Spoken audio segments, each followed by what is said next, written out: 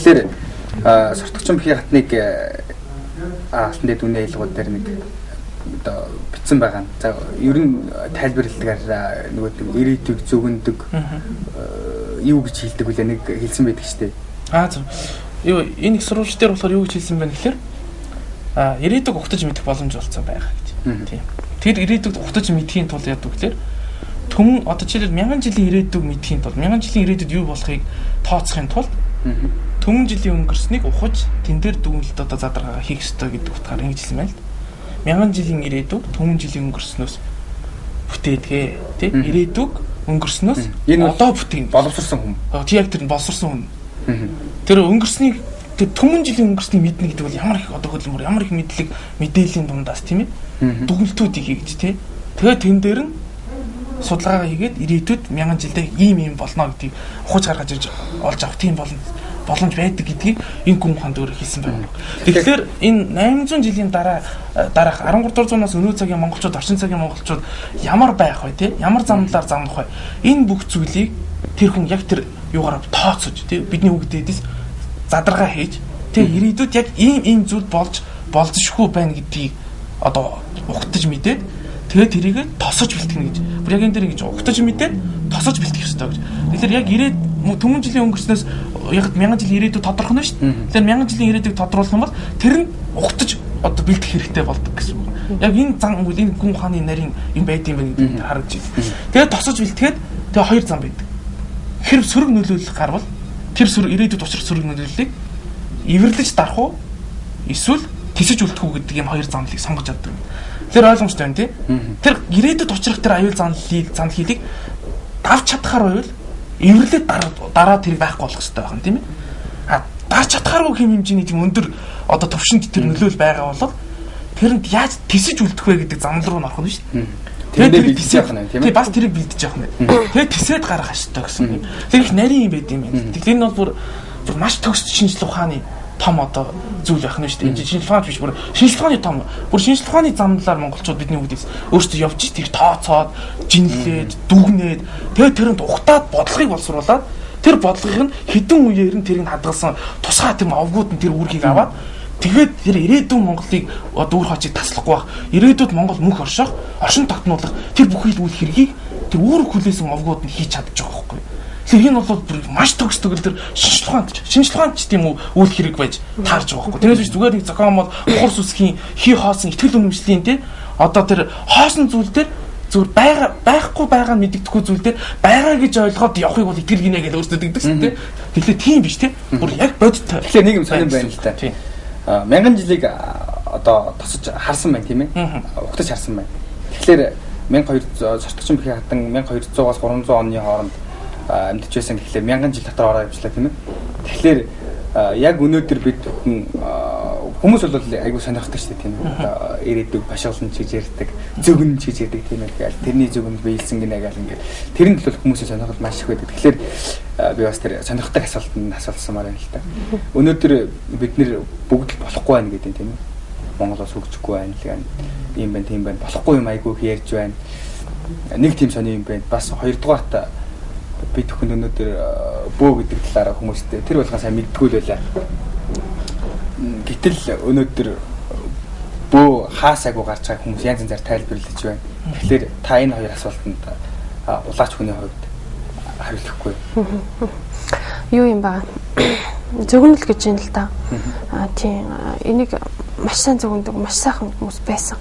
Харин одоо дээдсэн маань хэлсэн энэ нь бол бас зөвгөнөл юм. Тэр маань надад нэг зүйл хэлсэн. Одоо энэ 90 үе маань энэс хойтлын 2 дахь одоо бидний энэ үетэй нэрэд 3 дахь энэ үе маань газар их та нараас авалгаан нэхэх тэр үе шүү гэж хэлсэн.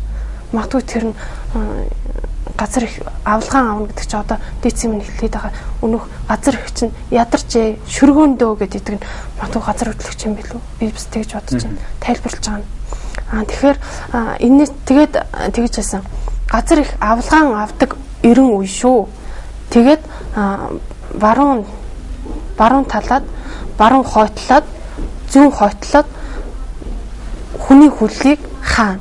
Дээрээс нь цаана тэр дотор тэр дотор ганцхан цагаан өмсгөлтэй цагаан багтаа хүмүүс явна гэж хэлсэн.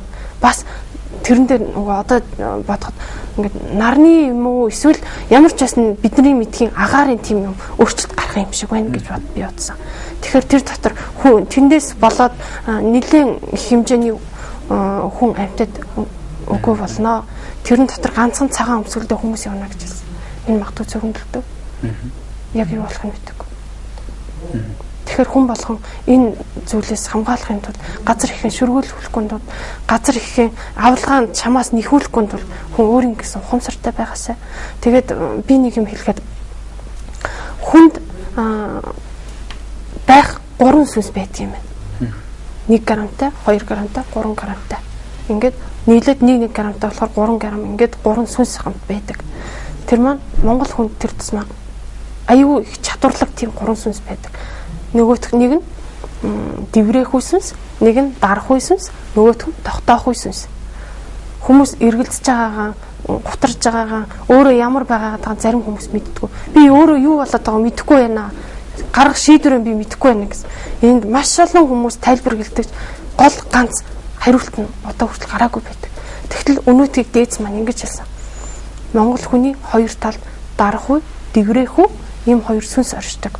Харин яг биенд чинь гол болж оршдог сүнс маань өнөөх тогтоох үе эзэн болсон сүнс оршдог. Чи хаач явсан, хинээч нутагт явсан, ямар ч газарт ямар ч үйл хийх явж байсан. Чи бол эзэн боёо гол сүнсээ. Чи хаач явж байсан тэр хоёр сүнснийхаа үгийг ямар газар хаана ямар нөхцөл гаргахгүй гэдгийг өнөөх гол болсон сүнс чи захирж гаргах ёстой. Тэр үед чи зөв гаргах юм бол ямар ч зүйлээс зөв ухаан гэдгийг олоод авнаа. Магадгүй өнөөх нөгөө бидний бүтгээр сайхан ажлагч энэ бүтэхгүй дээ гэдэг маань өнөөх дарах үе сүнс маань хажуугаа шивнээд идэм байна. Гэтэл болохоор бүтгээр сайхан зүйлийн маань нөгөө болохгүй гэдэг чинь тэр нөгөө дарах уу. Гэтэл болохгүй юмыг бүр сэтгэл дүүрэн би чадна гэдэг та. Тэр маань өнөөх дэврэх үе сүнс маань юм байна. Тийм болохоор энэ хоёрыг үгийг маш сайн сонсож сур тогтоох үе сүнс маань. Гэхдээ дарах үе, дэврэх хоёр сүнснийхаа аль нэгийг биендээ оруулах ёсгүй. Хүмүүс маань алтан судрыг нэгэд үзээсэй гэж бодож байна. Илчээг бүж хшээх түн гэдэг. Илч маань өөрийн гэсэн үүрэгтэй элчнэр ирж байгаа. Тэрний нэг магадгүй нэг элчин би ч юм билүү. Гэхдээ надад төгсөн үүрэг маань боолхаа, булхаа, буханцар гурыг даврахаас өмнө ил гаргаа гэсэн үүрэг надад төгсөн. Тийм болохоор энэ би одоо энэ боолхаа, булхаа, буханцар энэ гурыг ил гаргахын тулд маш их хичээл зүтгэл хэрэгтэй, маш их төсвөр төвчээр хэрэгтэй. Тийм болохоор өөрийн гэсэн ухаантай бас өөртөө эзэн болж иж энэ зөвлөдийг би ил гаргаж чадна. Гэтэл элчийг бүж хшээх түүнийг уншихад өнөөх боолхаа, булхаа, буханцар гурыг ил гаргаж байгаа өнөөх элчийн хороох тийм зүйл бас гарч байгаа. Үгүйсгэж хороох. Тэгвэл Монгол улс 3 дайныг үзнэ гэж. Магадгүй эртхэн одоо би сануулж байгаа дээр энэ газар ихэн тэнгэр эцгийн Монгол ёс заншлаа, Монгол ухамсараа мартчих юм бол магадгүй өнөөх нь 3 дайн ч юм лүү яаж мэдвэ? Чимээгүй дайн. Тийм, чимээгүй дайн. Тэгэхээр нөгөө онгод тэнгэрүүд ихээр бууж байгааг юу гэж тань зөвнөсөн байдаг. Одоо зөвнөлөөр ярих. Энэ маань одоо дээц маань ингэж хэлсэн юм. Хингэргийн дуу тэнгэрт хадах тэр цагт Монгол улсыг, энэ дэлхийг хар нүхнээс Монгол цустай, Монгол ухаантай, хөх толботой тийм хингэрэг барьсан хүн хар нүхнээс дэлхийг аварна гэж хэлдэг. Тэр хүн болгон өөрийнхөө ойлгосоо би тэрийг одоо задлж хэлмээргүй. Ямар ч байсан хэлсэн үгийг дамжуулж байгаа тийм. Тэгэхээр ойлгомжтой. За тэгэхээр энэ дээр бас тодруулах ихэд Алтан дээдийн аюулгуун дээр ингэж байна. Энэ 800 жилийн хугацаанд тодорхой цаг үед бол одоо гашуу зовлон зүтгүүр гадны бодлогын одоо аюул занал хийлэг бол амсах үе тийм. Энийг болохоор өнгөөр тайлсан байна л да. Шарлалтын үе, улаалтын үе, харлалтын үе. Тэгээд одоо шарлаж улааж харлах нэгэн цогцод үйлчлэх үе тийм ээ. Тэгэхээр дөрвөн ерхийдээ тэр айхтар юм эндээс харагдаж байна. За чи шарлалтын үе нь юу гэхээр нөгөө нэг харийн шашин орж ирээд ирчүүдийнх нь эрийг мохоогоод тийм ээ. Үр удмаа үржлүүлэхэд нь үйл явсан саад учраад тэгээд нөхөн үржихүй талдаа алдаа учралдаг тийм. Өв соёл уламжлал нь одоо харьж хэлбэрждэг тийм ээ. Тэгээд бусдын одоо тэр гадны соёлыг хэлбэрдэж шүтдэг. Өөрийн байгаа зүйлээ хадгалсан хүмүүс нь гутдаг, тийм ээ. Тэрийгэ хадгалах гэж явж байгаа хүмүүс нь зовлон зүтгэрийн одоо ууг хашуугийн ёроол тундаг. Тэгээ зарим нэг нь болоод үгүй болох тийм. Ийм одоо аюул байна гэдэг тийм илэрхийлсэн байна. За хоёр дахь улаалт гэдэг дээр нь болохоор бас нэг гадны юутай нөлөөлөлтэй. Тэрд нь бүр төрнөөр алуурчин болно ч тийм.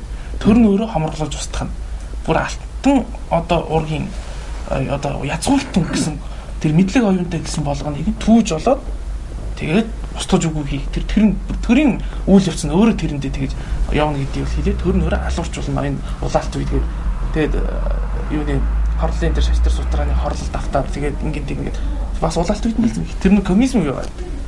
Одоо хэлмэгдүүл гэж яг тэр нэг ингээд харлтын үеийг сонирн байна. Харлтын үеийн болохоор ингээд харахад бол яг хүүхэд мохор одоо нүхийг яаж одоо юу англиэр нөгөө тараашааны хүүхэд байдаг. Имс октод нь нөгөө гэрээсээ гарч хаданд очиж нууцаар нуруугаа зовоо одоо наад ингээд хэл нөгөө бие үнэлэх одоо эсвэл 90-ийн хооронд одоо нөгөө гэдэг чинь нөгөө нэг гадаа гарч ир болж дотор орж юм боллоо гэл ирчүүдийнх нь бас нэг үүрэг гэд хариуцлаганд бас буураад эмгтээчүүд одоо тэр үүргийг бас аваад ч байгаа юм шиг тий. Ингээд харахад бол их таардаг. Ирчүүд нь болохоор одоо гадны одоо боол болж тийм ээ. Одоо гадшаа гарч харлаад тэгээ тэрийг харлах гэж яриад байгаа ш. Яа нөгөө өөрөө гэр бүлийнхаа сайн сайхны төлөө нөгөөний их нэрийнхээ төлөө хүүхдийнхээ төлөө амьдрал нь баталгаатай ходоод нь цадгалан байхын төлөө наа зах нэг хүнээс нь дутууг мэдж хэрэглүүлчихийн төлөө Монгол ирчүүд тэнд очиж одоо золиослогдож байгаа шүү дээ. Тийм ээ. Тэрийг хүртэл ингээд харалтын үед яг л одоо нэг хар зах зээл ингэж хөтөлбөр яг тэр нэрээр нь явцсан байх ч тийм. Зах зээл бол хар зах зээл үгээд байдаг тийм. Тэгээ энэ зах зээлийн үеийн дуусахын юунд болохоор энэ шарлажуулаад шарлах бүрэн цогц үйлчлэлийн үе гэж байна. Энэ нь болохоор 16 хар нийгэм үе гэдэг тусгаад өгсөн байна. Энэ бүх юм ингээд задраа хэлээ бүх юм тохироод байдаг юм их сонио. Тэгээ энэс гарах гаргалгаануудыг нь бүрэн хийлээд өгсөн. Ямар үед нь ямар үйл хийх вэ? Ямар үед нь ямар гэгэрэлтүүд байх вэ? Ямар үед нь ямар хүмүүс нь яаж тодорхой юу хийх вэ? Бүх юм тодорхой байдаг. А тэгэд энд нь өөрсдөө хүмүүс нь тэр дуудлагаараа тэр Монгол гэдэг үн чанараараа энийг олж авч энийгэндээ боловсрч ингээд тэр өөрийнхөө дотоод сэтгэлийн итгэл үнэмшил дуу хоолоогоороо ус үндэснийхөө төлөө тэр хүмүүс өөрсдөө зориулж явж байгаа. Ийм хүмүүс их олон болж байгаа. А бөөгийн тал дээр ингээд тасаа ярьлаа. Бөөгийн тал дээр бол миний ойлголтоор бөө бол гурван одоо үгний нийлэмж юм аа гэдэг тийм ээ. Буган соёлоос өртөөлөн өрнүүлэх хувь заяа төрөхтэй үүрэгтэнгүүд ингээд одоо 5 ангилдаг юм байна л эргүүн илч боолга эргүүн илч дэмж ийлгээ тийм ингээд нэг хүнийхээ нэг гэгэрлийн төвшөнгөөр 13% болоод бидний хүүхдээс хүмүүсээ ингэж Монгол хүмүүсээ дотор нэг ингэж нэг зэрэг дэмийн одоо юу заагийг гаргаж тавьж шин одоо яг орчин үеийн яриул одоо доктор профессор бакалаврын одоо магистрийн гэдэг шиг тийм ээ бүрэн дунд босортой гэдэг шиг ерөөдөө тийм ээ гэгэрлийн төвшөнгөөр ангилж ийн л та тэр ангил зүгээр ингээ харахаар бөө хүний үүргийг бол тэнд тусгасан байна бөө хүн бол тэр буган соёлоос гэдэг буган соёлын үед нэг эртний үеийн бидний одоо тэр Монгол гэдэг ухамсарын тэр төвшлэгийн эртний үйл юм байна. Тэгээ одоо юугаар харуулдаг буган чулуун хөшөөгөөд буган хөшөөний байдаг шүү дээ нөгөө өндөр багны хэлбэртэй дандаа дээшээ ингэж нөгөө цойлсон төрлийн давтагдчихгүй тийм буган дүрсүүдийг сэлсэн байдаг тийм. Яг тэр нэг эртний үеэс ахуулаад өнөө цагтаа тэр өв соёл уламжлал тэр түүх мэдлэг өөр амьдрал ахуйдаа бүтээсэн түүх гавьяа тийм тэр бүх зүйлээ өөр хоочтой тасалдуулахгүйгээр одоо мэдүүлэх тийм үүргийг бол бөөхөн бол хариуцж байгаа гэдэг нь бол харагдаж байгаа эндээс. Нэг одоо харагдаж байгаа зүйл нь. Ийм зүйл. Одоо ямар тач бол энэ зүйлээс их зүйлийг ойлгож байгаа. Энэ зүйлээрээ бид явах юм бол ер нь бол их гайхамшигтай сайхан тэр ирээд бол бидний нь бол ил тод одоо ойрхон байна. Тэр ойрхон байгаа тэр ирээдүйн хаалгыг бид нэмэр байна. Нээхийн тулд яг тэр хаалгыг болгох түлхүүр нь байна. Тэр түлхүүрийг л одоо бид гартаа одоо эзний ёсоор хатгаж тэр түлхүүрийг одоо тэр хаалганд одоо тохируулж тий тэр хаалгыг нээж л итгэл төгс нээх хэрэгтэй байгаа байхгүй. Тэгсэн цагт бол Монгол бол тэр өвөг дээдс үед Илбэг хангалуун тансаг тийм ээ. Тэр айх аюулгүй, занл хийлэлгүй, энэ гимгүү, тэ шоронгүү, цагдаагүй, тэ бие биентэй хор хохирлоггүй. Тэгэд хийсэн үг болгоно ерөөлтэй тэ, хийсэн үйлдэл болгоно илбэрлэлтэй тэ, ив нэгдэлтэй, найртай. Тэгээд хүн төрлөختөнд хүндлэлтэй. Тийм аз жаргалтаас амьдэрсэн цаг үе шүү дээ. Би бол миний тэр дотоод итгэл үнэмшил энэ дээр их байдаг байхгүй. Яг тэгэхээр нэгэнд өнгөрсөн бүтэж болсон зүйл нэгэнд өнгөрсөнд байж болсон зүйл яг ирээдүйд дахиад байж болохгүй гэж. Тэгэхээр бид бүхэн Чингис хааны алтан дээд үнний аялалгуу за маш олон зүйлүүдийн талаар ингээл тойрог замаар нэлээдэг удаа ярьлаа. Тэгэхээр одоо нэвтрүүлгийн бас нэг өндөрлөгт хугацаа болсон байна. Дараагийнхаа хэсэгт за яг ямар утга учиртай дахих гэж байгаа гэдгийг бол хүмүүстээ ерөөхдөө ойлгосон байх гэж найдаж байна. Тэгэхээр яг тухайн харихнаа дахих зан үйл маань хизээд яаж ямар ёс зүйгээр явах вэ гэдгийг дараагийн үлцэн хэсэгт яриад тэр нэвтрүүлэг өндөрлөдөг. За. Хүмүүжтэй тодруулга ярилцлагын цаг маань үргэлжилж байна. За манай өнөөдрийн зочноор төрийн өндөр дээд номч, тоовол ухаатай мөргөн дээдсийн улаач Суржамаа Чингисийн Монголын залуучуудын холбооны тэргүүн инх болтнаар өргөдөж олцож байгаа. За хэсэг хугацааны дараа ярилцлага үргэлжлүүлэх боловсроо.